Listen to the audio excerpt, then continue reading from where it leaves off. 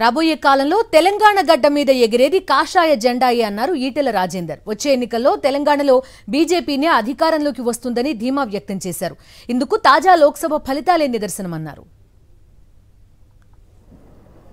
తెలంగాణ రాష్ట్రం అభివృద్ధి జరగాలంటే భారతీయ జనతా పార్టీ పార్లమెంట్ సభ్యులు ఉంటేనే తెలంగాణ రాష్ట్రానికి మేలు జరుగుతుంది, అభివృద్ధి జరుగుతుందని చెప్పి భావించి బ్రహ్మాండమైనటువంటి ఓట్లు వేసిండ్రు.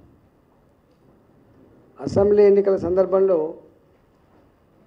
14-15% ఉన్న Bharatiya Janata party vote bank ప్రజల ఆశీర్వాదం ఇవాళ 35% పెరిగింది. ఎవరు ఊహించని పద్ధతిలో 35% పెరిగింది.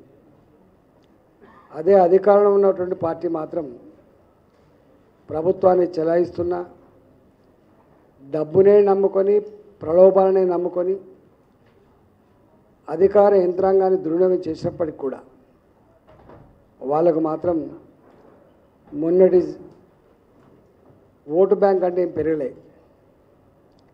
ఇవాళ తెలంగాణలో 8 సీట్లని భారతీయ జనతా పార్టీకి, 8 సీట్లని ఇవాళ ఇప్పుడు అధికారంలో కాంగ్రెస్ పార్టీకి ఇచ్చి